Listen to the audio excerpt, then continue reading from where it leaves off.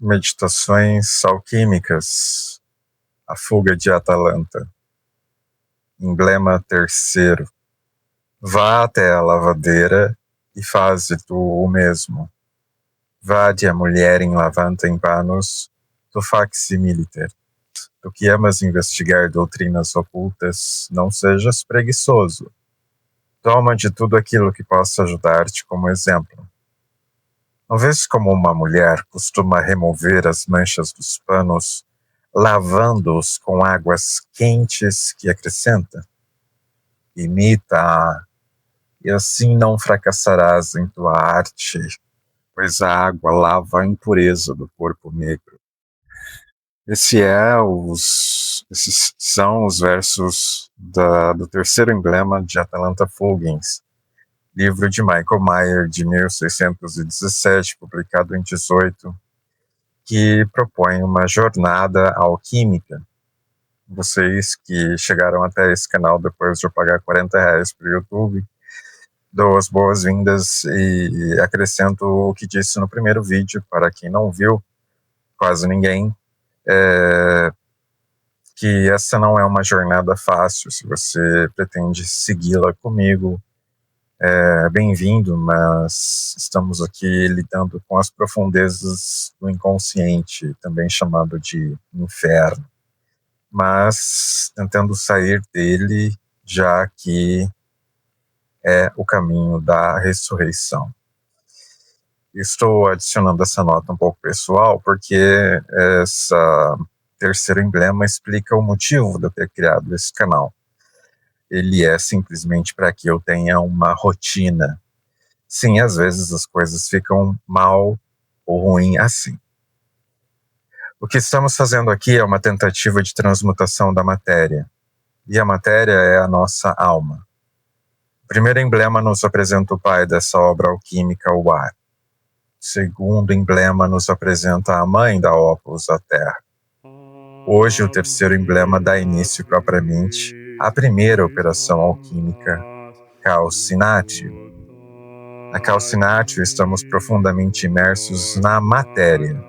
Estamos até os ossos, os cálcios, como suficientemente indica o Azote dos filósofos, do alquimista alemão Basilius Valentinus. Essa mandala de 1659 explica visualmente o processo do azougue, o mercúrio ritualístico. A operação começa no corpo misterioso e frágil, um instrumento que nos deram os deuses para conter a alma, como chamavam no Heaven's Gate, veículo. O corpo humano é a única coisa que não foi criada pela palavra de Deus, segundo a tradição do Gênesis. Deus disse, haja luz, Deus também disse, pululem os animais da terra, mas Deus não disse, haja o corpo. O texto sagrado do Gênesis diz que Deus formou o corpo com água e terra, barro, pai e mãe, dessa mistura que foi animada pelo ar, soprado do fôlego do Criador. Apesar de ser feito de barro, então, essa origem, o movimento misterioso que a alma garante dentro do corpo é a quintessência, a centelha divina, sangue sagrado. Depois de dizer haja luz, Deus diz que deve haver uma separação entre as águas superiores e as águas inferiores. Mas essa água, para o barro, já estava em alguma latência mística antes que fôssemos criados, em algum lugar. Essa ideia pode ser um pouco, às vezes, aterradora para sustentar. Como se, de repente, a gente percebe o mistério do corpo e entende que estamos nos nossos músculos com o Sol e a Lua em uma tentativa de equilíbrio cósmico. O alquimista Meyer, então, começa a obra e fornece uma dica preciosa para quem acabou de descobrir que está vivo. e nascido do amor entre os astros. Isso é, dedique-se a uma tarefa, tenha um hábito. Você que busca os mistérios da natureza deve observar a mulher que lava. Veja como ela faz do seu corpo um instrumento para inverter o processo que vemos passar no céu diariamente. O calor solar não está no seu rosto, mas nas suas costas, dentro do forno. E a umidade e frieza da lua não está nas suas costas, mas na sua frente. E sustentando essa dinâmica em si, ela retira as impurezas dos tecidos. É justamente permitindo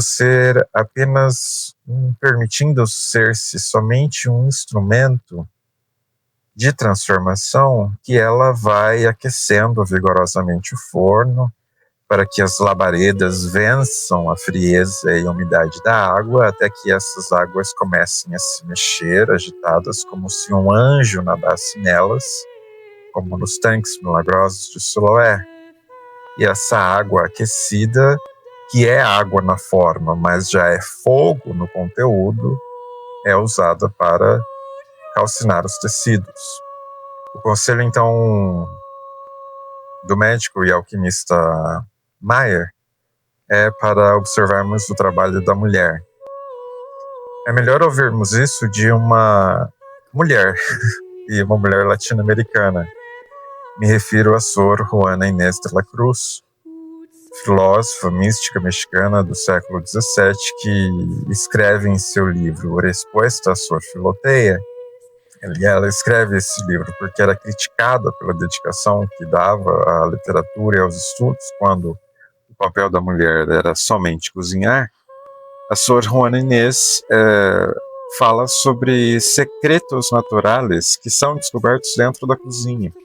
A transformação dos estados da matéria pela aplicação do fogo, água, vapor, e termina com um argumento ardente. Se Aristóteles hubiera guisado, muito mais hubiera escrito. Se Aristóteles soubesse cozinhar ou tivesse cozinhado, teria escrito mais, teria escrito melhor. Inés de la Cruz oferece, então, um bom conselho para todos aqueles que estão iniciando uma jornada mística, como a jornada de Atalanta. O nosso corpo, para poder comportar essas águas quentes e vaporosas de uma jornada espiritual profunda, precisa ter um hábito. Seja yoga, seja caminhar, seja dançar, seja bordar, seja meditar, seja rezar, seja qualquer coisa que lhe faça ter a sensação do próprio esqueleto, dos próprios ossos. A brancura dos ossos é a meta. A meta é ter, para cada dia que o sol nascer, também um hábito para nos lembrar do que somos. Um corpo somente, água, terra e tempo podem torná-lo branco, alvos mais que a neve. No discurso que acompanha o emblema terceiro, Mayer começa desvelando esse segredo da natureza. Se alguma sujeira sobrevém aos panos de linho, manchando-os e escurecendo-os, por exemplo, resíduos terrosos, eles são lavados pelo elemento mais próximo, isto é, a água. E os panos são expostos ao ar para que, pelo calor do sol, como por um fogo, que é o quarto elemento, a umidade, juntamente com as impurezas, seja extraída. Então, falando sobre a raiz latina da palavra, de onde vem esse termo calcificação, ele acrescenta aqui na natureza, vemos que os ossos de animais expostos ao ar, que a princípio são negros e sujos, se forem frequentemente molhados pela chuva e depois secos pelo calor do sol, repetidas vezes tornam-se extremamente brancos, colocando a abluição, a lavagem, como um resumo de todas as operações alquímicas. Ainda acrescenta um mistério sobre esses dois elementos. Fogo e água parecem ter trocado mutuamente suas qualidades Ou então o fogo e a água dos filósofos não são os mesmos que o comum. Essa intercambiabilidade entre fogo e água pode ser vista na natureza com os líquidos que cozinham, como leite, vinagre, álcool, água forte, que são usados como se fossem fogo. A repetição requerida ao alquimista, que é esquentar a água, escaldar os panos e expô-lo ao sol, oculta ainda outros segredos da natureza. A própria repetição dos dias e o caminho do sol e da lua pelo firmamento, a cada isso que chamamos de 24 horas. Esse movimento repetitivo também cozinha o planeta e o deixa em condições de ser habitado. Aquilo que a oração do Pai Nosso chama de pão nosso de cada dia, mais especificamente, o alimento transubstancial, que pode em alguns dias ser até a fome, mas mesmo assim alimentando aqueles que conseguem enxergar o alimento da permissão da habitação que cai sobre justos e injustos aqui neste planeta todos os dias em forma de luz solar, como um maná no deserto. E tocando a terra produz o róseo, o orvalho, fogo e água. Todos os dias brotam da terra pelo ar. O mistério dos 4 elementos não é algo absolutamente abstrato. Estamos falando aqui sobre a profunda materialidade das coisas, que é esquecida. Pela matéria, podemos chegar ao divino. A grande obra alquímica não se faz contra a natureza, mas sempre em favor e comunhão com a natureza. Talvez, sobretudo, nos dias em que não há nenhuma motivação externa ou interior para essas atividades que escolhemos como um hábito. Eu, infelizmente, criar esse canal. Mas é a repetição obstinada, cremos, pode garantir o dínamo necessário para não fracassarmos em nossa arte.